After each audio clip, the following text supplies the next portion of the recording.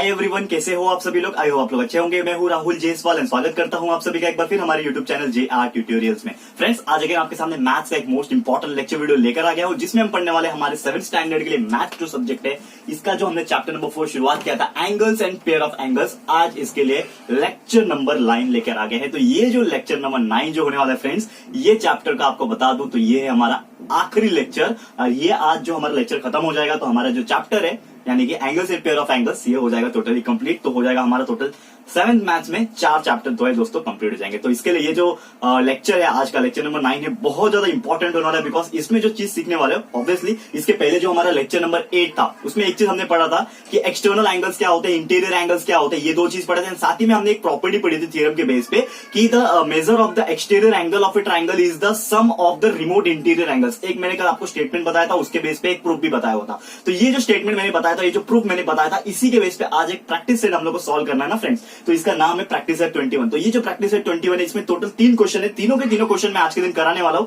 क्योंकि एक बहुत ज्यादा इंपॉर्टेंट प्रैक्टिस सेट बोल सकते हो। इसमें आपको इंटीरियर एंगल की भी मदद लगेगी, एक्सटीरियर एंगल की भी मदद लगेगी, as well as vertically opposite angle की मदद लगेगी। एंड जो चौथा चीज, जो आपका एक्सटीरियर एंगल का रिलेशन है रिमोट इंटीरियर एंगल के साथ, इसका भी रिलेशन लगेगा सॉल्व करने के लिए इसको। इसके लिए ये वीडियो बहुत ज्यादा इंपॉर्टेंट होने वाला है। तो आपको बिना कोई टाइम वेस्ट किए ये वीडियो को मैं शुरू करूंगा, लेकिन कंडीशन यही है फ्रेंड्स कि आपको बिल्कुल स्किप नहीं करना है वीडियो को, क्योंकि अगर आप वीडियो को स्किप करते हो तो एक पॉइंट पे अगर आप छूट जाता है तो वो आपको समझ में नहीं आता है, फिर आप डाउट पूछते हो। तो इसका एक ही सॉल्यूशन है कि आप वीडियो को बिल्कुल स्किप मत करो, वीडियो को लास्ट तक जरूर देखो। ईच एंड एवरी पॉइंट आपको बहुत अच्छे समझ में आएगा, ट्रस्ट में। ठीक है फ्रेंड्स, तो चालू करते हैं हमारा सबसे पहला क्वेश्चन हमारा आज का, यानी कि जिसका नाम है प्रैक्टिस सेट 21। ओके, तो सबसे पहला क्वेश्चन मैं आपको लेने जा रहा हूं। ठीक है, जैसे कि आपको पता है मैं क्वेश्चन लिखाता नहीं हूं। आप नॉर्मली क्या कर सकते हो, इस पे देख सकते हो, आपके टेक्स्ट बुक अगर आपके पास होगा तो उसमें आप देख सकते हो क्वेश्चन, बट मैं आपको क्वेश्चन रीड करके जरूर दिखाऊंगा और उसमें जो डायग्राम है वो जरूर बना के दिखाऊंगा। तो एक डायग्राम आपको दिया हुआ है क्वेश्चन में, जो कि इस तरह से मैं डायग्राम को बना दूं सबसे पहले। ठीक है, ट्राइंगल है इस तरह से, ठीक है, एंड यहां से एक्सटेंड हुआ है। इसका ये ट्राइंगल का जो नाम है, this is point A, B and C, this is point D। जहां पे दिया हुआ है this is angle A, this is angle B, और ये आपका एक्सटीरियर एंगल है। ठीक है, ये आपको समझ में आ जाएगा। एक्सटीरियर एंगल भी नो, ये आपका दिया हुआ है यहाँ पे 180 डिग्री। ऑब्वियसली आपको पता ही है ये क्या चीज होता है। सॉरी, माय मिस्टेक हो गया, ये 180 डिग्री नहीं है, ये 140 डिग्री आपको दिया हुआ है। ठीक है, ठीक है, ये 140 डिग्री दिया हुआ है। अब ये जो 140 डिग्री दिया आपको नजर में आ रहा है। अब यहाँ पे क्वेश्चन क्या पूछा है वो मैं आपको रीड करके बताता हूँ। क्वेश्चन इस तरह है कि एंगल ACD आपको दिख रहा है यहाँ पे, जो मैंने लिखा है 140 डिग्री। तो एंगल ACD एक एक्सटीरियर एंगल है, जैसे कि आप देख पा रहे हो कि एक एक्सटीरियर एंगल है जिसका मेजरमेंट दिया है 140 डिग्री। ठीक है, हमें पूछा है the measurement of angle A and B। ये जो एंगल A दिख रहा है आपको और जो एंगल B दिख रहा है, इसका जो मेजरमेंट है ये इक्वल है। ऐसा बोल के रखा है उन्होंने, दिया नहीं है लेकिन ऐसा बोल के रखा है कि मेजरमेंट ऑफ एंगल A जो भी रहेगा, मेजरमेंट ऑफ एंगल B जो भी रहेगा, ये क्या है, इक्वल लेंथ के, इक्वल मेजरमेंट के, इक्वल एंगल के होने वाले हैं। तो हमें ये पूछा है find the measure of angle A and B। खाली इतना बोला है कि A और B इक्वल है, लेकिन हमें निकालने बोला है कि A और B निकाल के बताओ, और कंडीशन यही है कि ये इसका एक्सटीरियर एंगल है। ओके, तो आपको ये चीज समझ में आ गया, उम्मीद करता हूं बहुत सिंपल है। अब सवाल ये उठता है, नॉर्मली आपको एक चीज ध्यान में आ रहा होगा, इसको कैसे सॉल्व करेंगे। क्वेश्चन तो आपको समझ में, सॉल्व कैसे करना है तो आप देखो इसको, अगर ध्यान से आप देखोगे। ठीक है, तो हमारा एक थ्योरम था, कल मैंने आपको पढ़ाया था। थ्योरम नहीं बोल सकते उसको, आप नॉर्मली एक स्टेटमेंट बोल लो कि एक चीज हमने पढ़ा था कि एक्सटर्नल एंगल जो होता है उसका जो मेजरमेंट होता है, यानी कि अगर मैं स्टेटमेंट रीड करके बताऊं अगर प्रॉपरली, तो क्या था, the measurement of the exterior angle is equal to the sum of the remote interior angle. तो ये जो रिमोट इंटीरियर एंगल होते हैं उसके क्या होता है, रिमोट इंटीरियर एंगल, ये वाला A वाला और B वाला, ये उसके रिमोट इंटीरियर एंगल है। तो ये दोनों को अगर मैं प्लस करूंगा तो ये किसके बराबर होगा, 140 के बराबर होगा। तो एक चीज मैं मान लेता हूं यहां पे, लेट करके क्या मानता हूं कि let measurement of angle A, हम लोग को एक चीज क्या बोला है, A और B दोनों इक्वल रहेंगे। इसका मतलब मेजरमेंट ऑफ एंगल A को मैं इक्वल लिख सकता हूं मेजरमेंट ऑफ एंगल B के साथ। ठीक है, तो एंगल A और एंगल B को मैं इक्वल लिख सकता हूं, क्योंकि क्वेश्चन में ही बोला है कि दोनों सेम है। तो अगर ये दोनों सेम है तो मैं दोनों को इक्वल ले सकता हूं, और दोनों को मैं मान लेता हूं x। मैंने मान लिया लेट मेजरमेंट एंगल A जो कि बराबर रहेगा मेजरमेंट एंगल B के साथ, जो कि मैंने मान लिया x। ठीक है, तो अब मैंने मान लिया, तो हमारा जो प्रॉपर्टी है, वी नो दैट, एक प्रॉपर्टी क्या पता है हमने, वी नो दैट क्या पता है, द सम ऑफ, ठीक है, डायरेक्ट ऐसा लिखता हूं मैं, सम नहीं लिखता हूं, जो आपका स्टेटमेंट है वही डायरेक्टली लिखता हूं। क्या स्टेटमेंट है आपका, the measure of exterior angle, the measure of exterior angle. ठीक है ना, एक्सटीरियर एंगल जो भी होता है आपका, उसका जो सम होता है वो किसके बराबर रहता है, इज इक्वल टू, किसके बराबर, is equal to the sum of remote interior angle. ये आपने कल ही पढ़ाया था, मैंने आपको नहीं देखा है आपने तो आप जाके वीडियो चेक कर सकते हो। रिमोट इंटीरियर एंगल ये हमने पढ़ा था। अब रिमोट इंटीरियर एंगल के बराबर होता है, इसका मतलब हमारा जो एक्सटीरियर एंगल है, एक्सटीरियर एंगल जो है क्या है यहाँ पे, exterior angle measurement of angle ACD, ये मेरा एक्सटीरियर एंगल है। तो मेजरमेंट ऑफ एंगल एसीडी जो रहेगा वो किसके बराबर रहेगा, sum of the remote interior angle. और रिमोट इंटीरियर एंगल क्या है मेरा, ए और बी है, और ए और बी को मैंने क्या माना है, एक्स माना है, मतलब एक मेरा एक्स ए के लिए, दूसरा मेरा बी के लिए भी एक्स, तो एक्स प्लस एक्स हो गया, करेक्ट है, क्योंकि ये दोनों को प्लस करके ही आना चाहिए। तो मेजरमेंट एंगल एसीडी हमें दिया हुआ है, कितना दिया हुआ है, 140 दिया हुआ है, तो मैंने लिख दिया 140 is equal to X plus X कितना हो जाएगा, 2x हो जाएगा। तो हमें यहां से x का वैल्यू मिल सकता है, yes we can find out x is equal to 140 divide by 2, that will be equal to 70 degree. तो हमें मिल गया यहाँ पे x का वैल्यू। तो इन शॉर्ट में क्या लिख सकता हूं, यहाँ पे क्या लिख सकता हूं कि मेरा x क्या माना था मैंने, a और b माना था, तो क्लियरली मुझे पता चल गया कि जो मेरा मेजरमेंट ऑफ एंगल a रहेगा जो कि बराबर है मेजरमेंट ऑफ एंगल b के साथ, जो कि आएगा हमारा 70 डिग्री। आ गया आंसर, खत्म। कितना सिंपल था फ्रेंड, बहुत सिंपल है। इसमें खाली आपको बस थोड़ा सा दिमाग लगाना पड़ता है कि आपको पूछा था कि रिमोट इंटीरियर एंगल यानी कि एंगल ए और एंगल बी निकालो, तो आप इजीली निकाल पाए क्योंकि आपको एक्सटीरियर एंगल पता था, और एक्सटीरियर एंगल एक बार पता है तो हम लोग को पता है कि उसका एडिशन जो है वो उसके बराबर आने वाला है। And in this way we can find out any type of sum अगर ऐसा दिया हुआ एक्सटीरियर एंगल की हेल्प से। उम्मीद करता हूं कि आपको पहला क्वेश्चन हमारा समझ में आ गया, काफी सिंपल सम था, बहुत ईजी था, इससे ईजी कुछ नहीं हो सकता, ऐसे एग्जाम में पूछते हैं जो कि आप लोग जरूर से सॉल्व करेंगे। ठीक है, अब चलते हैं हमारे सेकंड क्वेश्चन की तरफ, यानी कि example number 2 of this practice set 21। ठीक है, तो उम्मीद करता हूं कि आप लोग ने लिख लिया होगा इसको अपने नोटबुक में। ठीक है, वीडियो को पॉज करके लिख सकते हो, एल्सवाइज वीडियो को दोबारा भी देख सकते हो, जब भी आपको देखना है एक ही फ्लो में देखना है तो भी देख सकते हो, कोई प्रॉब्लम नहीं है फ्रेंड्स। अब चलते हैं हमारा सेकंड क्वेश्चन की तरफ। क्या बोला है सेकंड क्वेश्चन, उसमें भी एक डायग्राम दिया हुआ है, सबसे पहले वो डायग्राम मैं आपके लिए ड्रॉ करूंगा, लेकिन उसके पहले यहाँ पे हेडिंग डाल लेते हैं कि सेकंड क्वेश्चन हमारा चालू होने जा रहा है। ओके, तो सेकंड क्वेश्चन क्या है, यहाँ पे आप देखोगे तो मैं क्वेश्चन के पहले डायग्राम आपको बना के दिखाता हूँ। क्या बोला है यहाँ पे डायग्राम में कि आपको इस तरह से कुछ डायग्राम दिया हुआ है। ठीक है, थोड़ा सा बड़ा लेंथी डायग्राम है।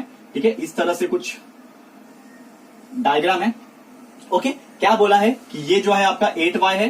ठीक है, यहाँ पे पहले एरो मार्क कर देते हैं हम लोग सबके लिए, आप अपने टेक्स्ट बुक में भी और इजीली देख पाओगे, यहाँ पे अच्छे से डिटेल में दिया हुआ है। तो यहाँ पे भी मैं बनाने की कोशिश कर रहा हूँ। सबसे पहले नेमिंग कर देते हैं, AOD, this point is A, ठीक है, दिस इज O ऑब्वियसली, ठीक है ना, O रहेगा, ये D है आपका AOD, ओके, ये आपका O पॉइंट है, और यहाँ पे दिया हुआ है F एंड C, ठीक है ना, this point is F, this is point is F, this point is C, ठीक है, ये F और C दिया हुआ है, यहाँ पे ध्यान में रखना है आप लोग को। एंड यहाँ पे E और B दिया हुआ है, this is point E, this is B, ठीक है, आई गेस सबका नेमिंग हो गया यहाँ पे, that is A B C D E F, correct है, ये आपको समझ में आ गया। अब यहाँ पे आप देखोगे तीन चीज दिए हुए यहाँ पे, दैट इज सबसे पहले ये 8y का मेजरमेंट दिया हुआ है, 8y है ये, ठीक है, दूसरा चीज यहाँ पे ये चीज का दिया हुआ है 4y, ठीक है, 4y का दिया हुआ है, एंड एक और चीज यहाँ पे दिया हुआ है जो कि है ये 6y। तो तीन मेजरमेंट दिया हुआ है आपको, ठीक है ना, ये 8y दिया है, मतलब ये एंगल जो है 8y है, ये एंगल 4y है, ये एंगल 6y है, एंड बाकी तीन चीज आपको अननोन दिख रहे हैं, मतलब जगह खाली है, इसका मतलब आपको निकालने बोलेगा। तो मैं आपको क्वेश्चन भी रीड करके बताऊंगा कि एक्जैक्टली क्या पूछा है, लेकिन आप ध्यान से देखोगे तो ये जगह खाली है, ये जगह खाली है, और ये जगह खाली है, तो यहाँ पे तीन एंगल यहाँ पे अननोन है, यानी कि पता नहीं है। अब क्वेश्चन क्या पूछा है, ध्यान से सुनो, क्लियरली बोल रखा है, using the measurement of the angle in the given figure, मतलब ये जो फिगर आपको दिख रहा है इसमें जो मेजरमेंट दिया हुआ है उसका उपयोग आपको करना है, और उपयोग करके क्या निकालना है, find the measure of the remaining angle, मतलब जो रिमेनिंग एंगल आपको दिख रहे हैं कौन कौन से, ये वाला और ये वाला, ये तीन एंगल रिमेनिंग है, तो इसका आपको मेजरमेंट निकालना है। बहुत सिंपल है फ्रेंड्स, आपको लग रहा होगा कैसे निकालेंगे, बहुत सिंपल है, मैं आपको करके दिखाता हूं, इतना ईजी आप भी बोलोगे कि सर बहुत ईजी था ये। तो नॉर्मली सबसे पहले आप क्या चीज देख पा रहे हो यहाँ पे, ये 8y है, ये 4y है, ये 6y है। तो सबसे पहले एक चीज पे फोकस करते हैं, ये आपको 8y दिख रहा होगा, ठीक है ना, ये 8y, इसको और अच्छे से लिख देता हूं बड़े में, ठीक है, दिस इज 8y, ठीक है, ये 8y है। तो मुझे अब देखो ये जो एंगल है, एंगल AOB, ये वाला एंगल AOB, ऊपर वाला 8y वाला, तो एंगल AOB जो है इसके जस्ट अपोजिट आप देखोगे तो एक एंगल है EOD, नजर आ रहा है आपको। तो मैं अगर लिखने की कोशिश करूं, यहाँ पे क्या लिखने की कोशिश करूंगा कि मेजरमेंट ऑफ एंगल जो है मेरा AOB जो है, ठीक है, यहाँ पे लिखूं अगर मैं angle of measurement of angle AOB, वो किसके बराबर रहेगा, एंगल EOD के बराबर रहेगा, यानी कि मेजरमेंट ऑफ एंगल EOD के बराबर रहेगा।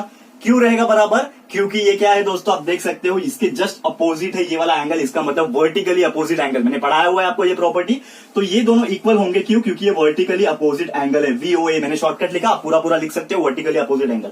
ओके, अब मुझे एक चीज पता है कि मेजरमेंट ऑफ एंगल AOB जो है वो 8y है, तो ये भी कितना हो जाएगा, EOD भी कितना हो जाएगा, 8y हो जाएगा। तो हम लोग क्या बोल सकते हैं, therefore measurement of angle EO जो D है ये वाला, ये भी कितना हो जाएगा, 8y हो जाएगा, ये 8y हो जाएगा, करेक्ट है, ये मेरा हो गया। यहाँ पे मैं एक बॉक्स बना देता हूं ताकि ये चीज मेरे को काम आएगा आगे, ठीक है, 8y हो जाएगा, ठीक है, इसको मैं मान लेता हूं इक्वेशन 1 ताकि मुझे काम आ जाए। ओके, नहीं माना तो भी कोई प्रॉब्लम नहीं, आगे सॉल्व करते जाओ। अब यहाँ पे मुझे क्या मिल गया कि ये जो है ना, ये मुझे मिल गया कितना 8y, ईओडी जो था मेरा ये वाला, ठीक है ना, ये जो एंगल है आपको मिल गया 8y। तो आप देखोगे ये 4y मुझे मिला हुआ था, 4y पहले से दिया हुआ था, ये वाला मुझे मिल गया 8y, ठीक है ना, 4y मेरे को पहले से दिया था, 8y मैंने निकाल लिया और ये 6y दिया है। तो आप देखोगे कि यहाँ पे ये एंगल और ये एंगल को मिलके पूरा एक स्ट्रेट लाइन फॉर्म हो रहा है, एफ और सी वाला, दिख रहा है आपको ये पूरा एंगल। तो आपको पता है कि स्ट्रेट लाइन जब भी फॉर्म होता है तो क्या होता है, 180 डिग्री होता है, आपको पता है ना, सर्कल का हाफ हो रहा है ना यहाँ पे, ये पूरा एक लाइन में। तो हम लोग एक चीज क्लियर बोल सकते हो, क्या बोल सकते हैं कि जो मेजरमेंट ऑफ एंगल है, कौन कौन सा एंगल देखो यहाँ पे, एफ ओ ई, ठीक है ना, एंगल एफ ओ ई, फिर angle EOD plus angle EOD जो है, फिर उसके बाद angle DOC plus angle DOC. ये तीनों एंगल को अगर मैं प्लस करूंगा तो मुझे पता है क्या आने वाला है, इन तीनों को प्लस करके आने वाला है 180 डिग्री। करेक्ट है, ये तीनों को प्लस करके 180 डिग्री आएगा। क्यों आएगा, क्योंकि ऑब्वियसली पता है ये क्या बना रहा है, स्ट्रेट लाइन सेमी सर्कुलर बना रहा है और 180 डिग्री होता है। कि मैथ्स है, नॉर्मल मैथ्स है। तो आप देखोगे तो ये चीज मुझे पता चल गया, और सबका वैल्यू मुझे पता भी है। एफओई का वैल्यू 4y दिया हुआ है तो मैंने लिख दिया 4y, प्लस ईओडी का जो वैल्यू है वो दिया हुआ है 8y, प्लस डीओसी का वैल्यू पता हुआ है 6y, और ये तीनों को प्लस करके मुझे 180 डिग्री मिलता है। अब मैं निकाल सकता हूं 4y plus 8y 12y, 12y plus 6y that is 18y। तो यानी कि 18y is equal to 180 degree आ गया। तो y will be equal to 180 divide by 18। तो y आपको कितना मिल जाएगा, 10 मिल जाएगा। कितना मिल गया y आपको मिल गया 10। अब y आपको जब 10 मिल गया फ्रेंड्स, तो आपको ये सब वैल्यू भी मिल जाएगा। कैसे, आप देखो ध्यान से। तो अगर मुझे y का वैल्यू 10 मिल गया तो मैं ईओडी निकाल सकता हूं। करेक्ट है, यहां पे हम क्या करेंगे, एक पार्टीशन बना देते हैं, ठीक है। तो यहां पे आप देखोगे ध्यान से, तो मेजरमेंट ऑफ एंगल ईओडी, इसको मार्कर चेंज करके लिखता हूं ताकि आप लोग पार्टीशन अच्छे से देख पाओ। तो यहां पे आप देखोगे तो ये मेजरमेंट ऑफ एंगल जो ईओडी था, ये कितना था, 8y था। अब y का मुझे मेरे वैल्यू मिला है वो 10, तो मैं लिख सकता हूं कि 8 मल्टीप्लाई बाय 10। तो 8y था, 8y का मतलब है 8 मल्टीप्लाई बाय y का वैल्यू 10 है, तो डाल दिया 8 10 सा 80 हो जाएगा। तो मतलब मुझे मिल गया मेजरमेंट ऑफ एंगल ईओडी जो है, मतलब ईओडी जो 8y है, 8y का वैल्यू कितना आया, 80 आ गया, 80 डिग्री आ गया। पता चल गया, एक एंगल मुझे मिल गया, इसका एंगल आ गया 80 डिग्री। अब कौन सा रिमेनिंग है यहाँ पे, आप देखोगे तो ये वाला रिमेनिंग है। तो मुझे बताओ अगेन कि ये जो एंगल डीओसी है, इसके जस्ट अपोजिट है एंगल एफओए, ये वाला एंगल देख पा रहे हो, इसके जस्ट अपोजिट है। तो ये 6y है तो ये भी 6y हो जाएगा। तो मैं क्लियरली क्या बोल सकता हूं कि जो मेजरमेंट ऑफ एंगल क्या है, ये डीओसी जो है, ठीक है ना, मेजरमेंट ऑफ एंगल डीओसी जो है वो किसके बराबर रहेगा, मेजरमेंट ऑफ एंगल एफओए के बराबर रहेगा। ठीक है, मेजरमेंट एंगल एफओए के बराबर रहेगा। क्यों बराबर रहेगा, क्योंकि ये वर्टिकली अपोजिट एंगल है, ठीक है, और ये दोनों इक्वल हो जाएंगे। तो इसका मतलब क्या है, मेरा जो एंगल एफओए है, मतलब मेजरमेंट ऑफ एंगल एफओए जो है वो भी हो जाएगा कितना, 6y हो जाएगा। और y का वैल्यू मुझे पता है, y का वैल्यू कितना है, 10 मुझे पता है। तो ये हो जाएगा 6 multiply by 10 that will be equal to 60 degree. तो मुझे एक और एंगल मिल गया कि मेजरमेंट ऑफ एंगल एफओए जो था ये वाला, ये भी कितना आ गया, 60 डिग्री आ गया। करेक्ट है, 60 डिग्री आ गया। ठीक है, अब मेरा तीसरा एंगल कौन सा बच रहा है, दिस वन, ये वाला एंगल बच रहा है। ये वाला एंगल में आप देखोगे तो ये 4y है, तो इसके अपोजिट में यही है, तो ये भी 4y हो जाएगा। तो इसका मतलब मैं एक चीज और लिख सकता हूं कि मेजरमेंट ऑफ एंगल बीओसी जो हमें निकालना है, ठीक है, तो मेजरमेंट ऑफ एंगल बीओसी जो है वो किसके बराबर है, यहाँ पे एफओई के बराबर है। ठीक है ना, मेजरमेंट एंगल एफओई के बराबर है, जो कि कितना दिया हुआ है आपको, 4y दिया हुआ है, 4y, तो 4y दिया हुआ है, आपको पता है y का वैल्यू 10 है, तो 4 multiply by 10 will be equal to 40 degree. आ गया हमसे तीनों का, खत्म हो गया यहाँ पे। तो क्या देखा हमने, एक चीज यहाँ पे कि आपका जो 3 एंगल अननोन थे यहाँ पे, जो तीनों एंगल आपको निकालने थे यहाँ पे, वो तीनों एंगल आपने निकाल लिए। कैसे कैसे निकाले कि एक आपका जो मेजरमेंट ऑफ एंगल ईओडी जो आपने निकाला वो आ गया 80 डिग्री, दूसरा आपको जो मेजरमेंट ऑफ एंगल एफओए निकाला उसका आ गया 60 डिग्री, एंड तीसरा जो एंगल बीओसी जो आपका अननोन था वो आपने निकाल लिया 40 डिग्री। इसी तरह से हमने तीनों एंगल का मेजरमेंट निकाल लिया। तो उम्मीद करता हूं कि आपको ये चीज समझ में आ गया होगा। बहुत ही अच्छा एग्जाम्पल था, थोड़ा सा बड़ा है, आपको देख पा रहे हो यहाँ पे थोड़ा लेंथी भी है, लेकिन दोस्तों मुझे लगता है आपको बहुत अच्छे से समझ में आ गया होगा। काफी सिंपल एग्जाम्पल था, बस थोड़ा सा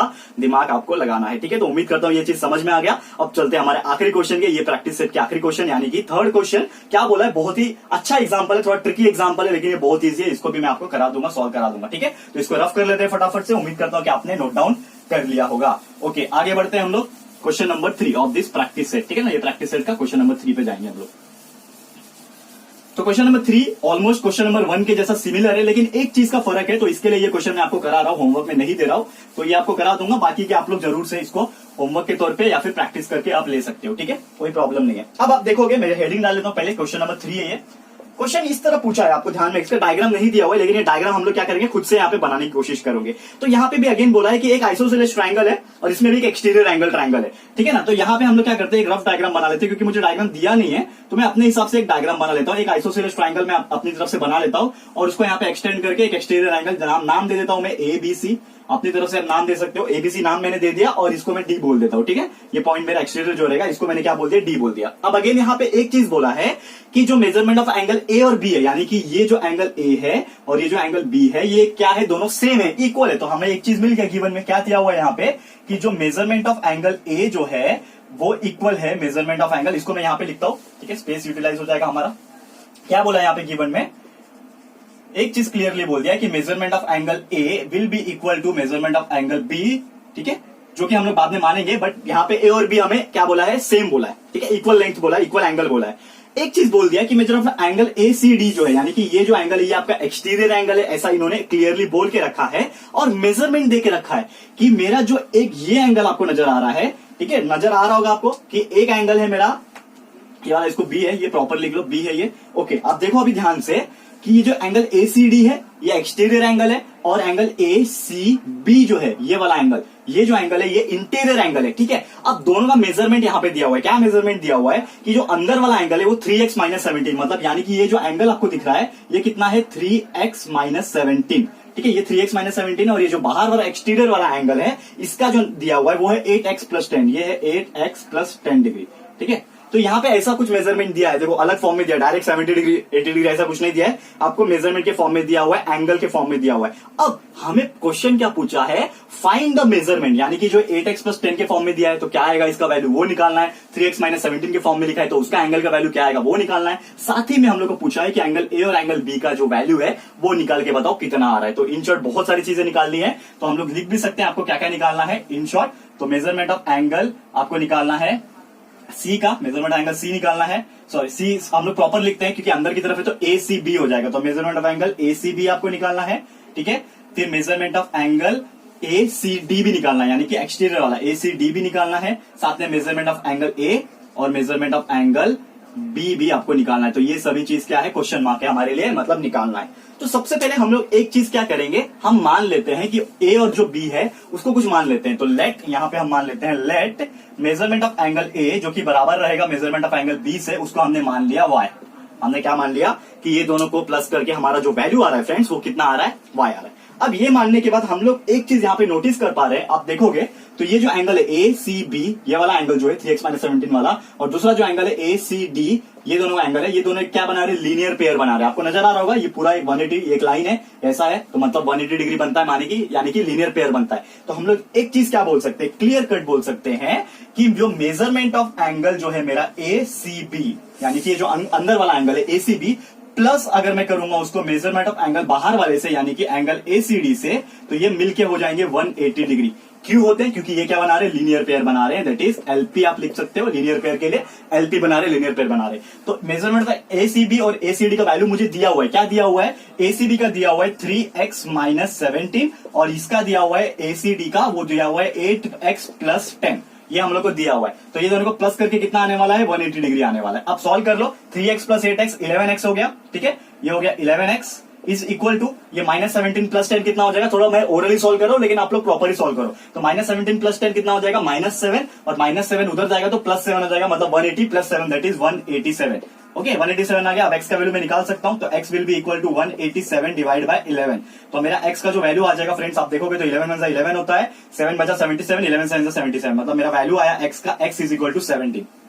जब x का वैल्यू मेरा 17 आ गया तो इसका और इसका वैल्यू मैं निकाल सकता हूं, यस मैं निकाल सकता हूं। कैसे निकालूंगा आप देखो ध्यान से, ठीक है, बोर्ड हमेशा हमारा छोटा ही पड़ता है, लेकिन आप ध्यान से आप देखो अब कैसे निकालेंगे, मार्कर चेंज कर लेते हैं, ठीक है। कैसे निकालोगे, हमें ACB का वैल्यू मुझे पता है, मेजरमेंट ऑफ एंगल जो मेरा ACB है अंदर वाला वो दिया हुआ है कितना, 3x - 17। तो कैसे निकालूंगा, x के जगह पे मैं 17 डाल सकता हूं, तो 3x के जगह पे 17 - 17, ठीक है। 17 3 कितना होता है 51, 51 - 17 इज 34। तो हमारा आंसर आ गया इसके लिए 34 डिग्री, ठीक है। आप लोग इसको अच्छे से सॉल्व करके निकाल सकते हो आंसर, 34 डिग्री आ गया इसका अंदर वाले का, ACB का आ गया 34। वैसे बाहर वाला जो है आपका मेजरमेंट ऑफ एंगल ACD नाम है इसका, तो ACD के लिए क्या वैल्यू दिया हुआ है, 8x + 10 दिया हुआ है। तो हम निकाल सकते हैं x का वैल्यू हमें 17 दिया हुआ है, x के जगह पे 17 डाल दिया, प्लस 10। 17 8 जा कितना होता है आपका, नॉर्मली बात करेंगे 17 8 जा आप करो माइनस 34 156 होता है गेस, ठीक है 156 17 8 जा, ठीक है। तो हम लोग का जो वैल्यू आता है वो आप देखोगे तो आता है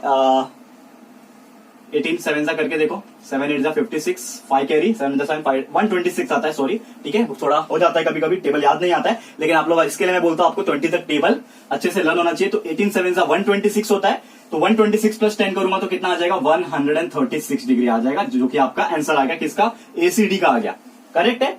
अब यहां पे हम लोग को दो चीज तो निकाल लिया, लेकिन एक और चीज पूछा यहाँ पे ए और बी का वैल्यू। तो ए और बी का वैल्यू कैसे निकालोगे, मुझे एक चीज पता है जो हम लोग ने पहले वाले एग्जांपल में भी पढ़ा कि जो मेरा एक्सटीरियर एंगल होता है वो किसके बराबर होता है, sum of the remote interior angle. तो मैं लिख सकता हूं कि द मेजर ऑफ, शॉर्ट में लिख रहा हूं the measure of exterior angle, EXT लिख रहा हूं, exterior angle is equal to sum of remote interior angle, ठीक है। रिमोट इंटीरियर के लिए इंटीरियर लिख रहा हूं, INT लिख रहा हूं, इंटीरियर एंगल, ठीक है।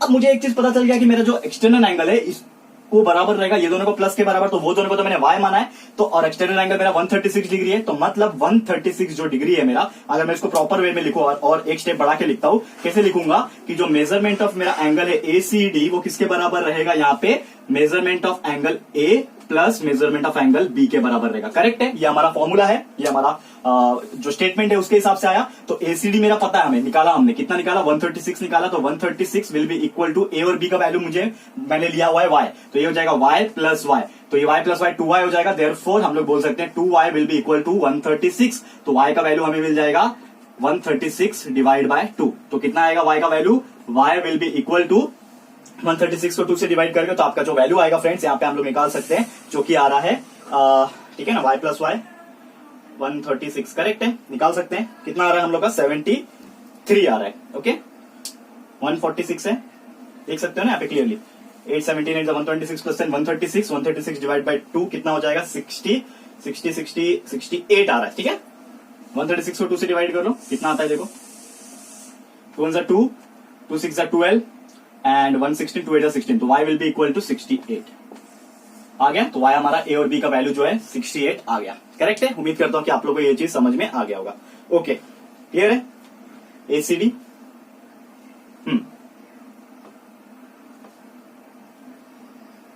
ओके 18 7 जा कितना होता है, 7 8 जा 56, 5 कैरी 7 जा 7, ओके 7 7 5 जा 7 प्लस 5 हो गया 12, ठीक है। 7 प्लस 5 12 होता है, तो आप देख सकते हो ये 126 हमारा करेक्ट है, तो ये 36 बराबर है, मतलब हमारा कोई प्रॉब्लम नहीं है। हमने क्रॉस चेक भी कर लिया कि हमारा जो आंसर है वो करेक्ट आ रहा है, तो y 68 मिल गया, मतलब आपका a और b का जो वैल्यू है वो 68 आ गया, करेक्ट है। तो यहाँ पे हमारा जो थर्ड क्वेश्चन है ये भी कंप्लीट होता है, जो कि हमने पूछा था निकालने के लिए, क्या पूछा था निकाल, तो हमने चारों के चारों वैल्यूज जो है वो निकाल लिए। उम्मीद करता हूं कि आप लोग को ये क्वेश्चन भी अच्छे से समझ में आ गया होगा। जैसा कि मैंने बोला इसमें टोटल 3 ही क्वेश्चन थे प्रैक्टिस सेट 21 में, जो कि हमने सॉल्व कर लिया। तो आज के लिए इतना ही फ्रेंड्स, हमने ये जो प्रैक्टिस सेट 21 है इसको टोटली कंप्लीट कर लिया। एंड जैसा कि मैंने ऑलरेडी बताया था कि ये जो चैप्टर है हमारा, chapter number 4 angles and pair of angles, ये भी होता है आज के दिन हमारा ये टोटली कंप्लीट। तो कैसा लगा है आपको ये चैप्टर फ्रेंड्स, एंड कैसा लगा हमारा आज का लेक्चर वीडियो, प्लीज हमें कमेंट करके बताइएगा। एक और चैप्टर हमने कंप्लीट कर लिया, टोटल 4 चैप्टर हमने कंप्लीट कर लिया है मैथ्स में 7th स्टैंडर्ड की बात करें। आगे आने वाले लेक्चर में चैप्टर नंबर 5 की भी शुरुआत कर देंगे, जो कि बहुत ही बेहतरीन चैप्टर है। तो कैसा लग रहा है आपको अब तक का हमारा मैथ्स का सेशन, प्लीज हमें कमेंट करके बताइएगा, अपनी राय जरूर दीजिएगा। अगर ये वीडियो आपको अच्छा लगा है, चैप्टर अच्छा लगा है फ्रेंड्स, यूजफुल लगा है,